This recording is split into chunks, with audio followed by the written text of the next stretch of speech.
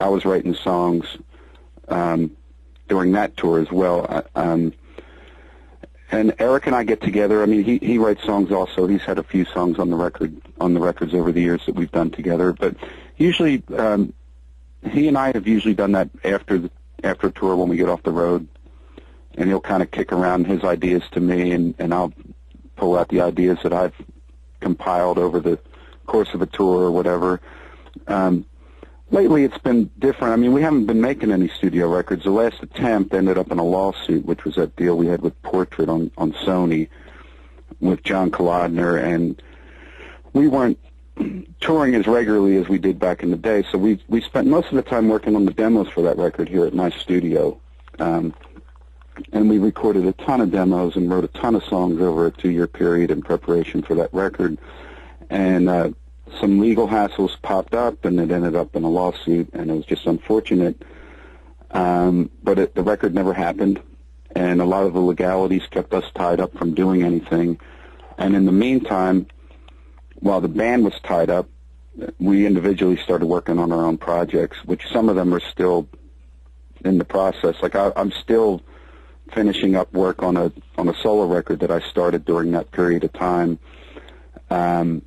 That I've written, rewritten, re-recorded, remixed, thrown away, started over, a dozen times now over the last 5 years, I guess. And I'm real happy with where it's at now. And I think the fact that I had voice problems, I wasn't really interested in releasing it if I didn't think I could go support it with a tour. So over the last 3 years where I've been ironing out my voice, I've also been fine-tuning this record to death,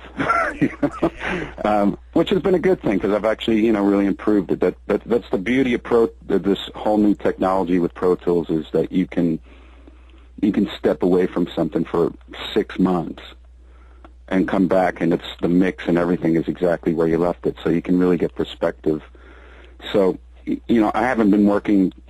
I'm psycho, but I'm not that psycho. I haven't been working on it for 5 years straight. It's been like bursts of, a couple months here, take 4 months to get away from it, because you have to get perspective. So, and the new technology allows you to do that. Because in the old days, if you had a mix set up, you got to print it, or you got to capture it right then because there's someone else coming in that are going to clear the board.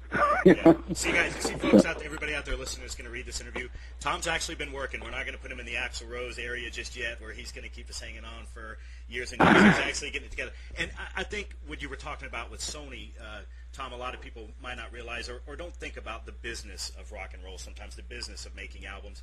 And sometimes it's unfortunate that folks get caught up in that. But the band is back. Yeah. Cinderella is back with Mercury now, right? Is that correct? No, we're not on a label right now. I mean, our catalog is with Universal, who owns Mercury and Polygram, which our original records were on, and they still are. And all the compilations that have come out are greatest hits or live records and stuff. Most of those are back with our old label, but we're currently not. The last label we were on was Sony, and that's the one that ended up going south. And I thought from the stuff that I'd read that the band was back with Mercury, but that must have just been the old stuff that I had seen that was still distributed through that label. Well, they still promote the band because they have all the old records. So yeah, right.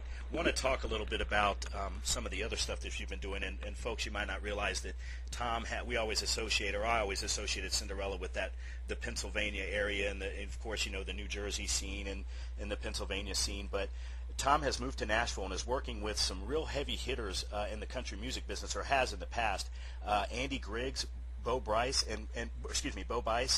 and being a Southern boy myself, one thing that I was really particularly interested to see, you've also done some writing with Johnny Van Zant. Tell us a little bit about that, how you've been incorporated in that Nashville scene, and how you become kind of a player in the writing of some of that stuff.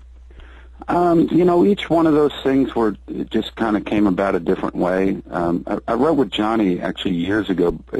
I guess it was just before I moved to Nashville for a Skynyrd record. I wrote with Johnny and Gary Rossington, and I don't even remember how that came about. I mean, the band had mild ties back and forth. We'd run into each other on the road. We used to do Sweet Home Alabama as a encore song back, like I think on the Long Cold Winter tour, and ran into Ed King at a couple of guitar shows. So we knew each other a little bit, and obviously I was a fan of them since I was a kid. And apparently they liked my writing, and they had contacted our management back then. And long story short, ended up flying down to Florida and working with Johnny and Gary on a couple of we wrote 2 or 3 songs that day, but one of them ended up on their record, which came out. It was a record that was released, I think, in the mid-'90s, Smokestack Lightning. And to be honest, I don't even remember the name of the song that we wrote. It's terrible, isn't it? Let me think. I'm thinking. I wish I could help you out. I can't remember it. But it was on that record that was on, I think Smokestack Lightning was a single on that record. I can't remember the name of the album. And I can hear the song in my head that we wrote, but I don't remember what the title was. We're going to have to put the links up, folks, for you to buy the album because it's so obscure now. Tom doesn't even remember it, so you're going to have to run out and buy that right away. So, but I was just glad to. It was really cool to sit in a room with Gary Rossington and play guitar and write a song. And a couple actually we wrote a few that day. And Johnny too is great. He's just an awesome singer, and we had a lot of fun. But and then I moved to Nashville a couple of years after that, and Andy Griggs actually came through. My wife was a songwriter in town here, and also a writer and artist.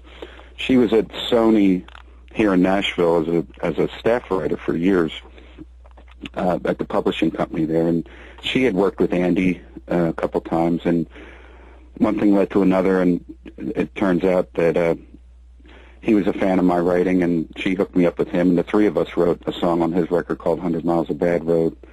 And then that led to Andy asked me to produce him on a couple of, there were some compilations where country songs did some country artists did ZZ Top songs like a tribute to, and Andy asked me to play guitar on his track and produce it, and I did that, and I produced a Hank Williams tribute too that a bunch of country artists did. I produced his track, and I think I played like tenor guitar on it or something, or baritone guitar, something weird. And so that again came about a different way. And Bo Bice was another thing that was just out of the blue. He was actually looking for songs, and his A&R person had contacted me for songs for the record that he'd made.